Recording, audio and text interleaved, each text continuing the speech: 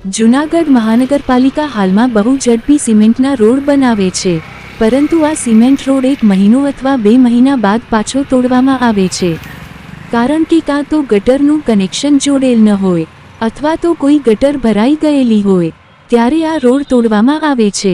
અથવા તો આ સિમેન્ટ રોડ બની ગયા પછી અધિકારીઓને જાણવા મળતું હોય કે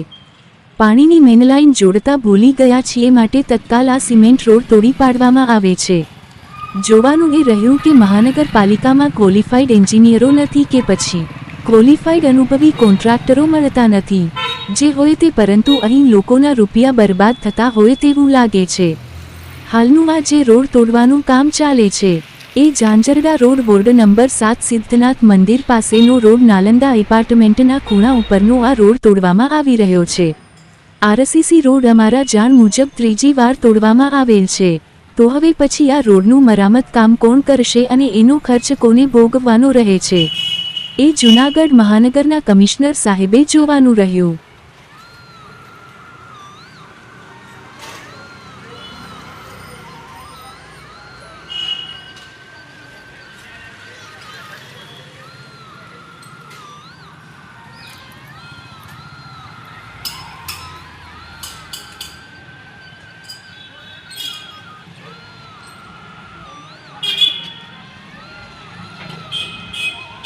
હેલો ગુજરાત ન્યૂઝ ચેનલમાં રૂપાલીના બધાને નમસ્તે મિત્રો, ફરી મળીશું।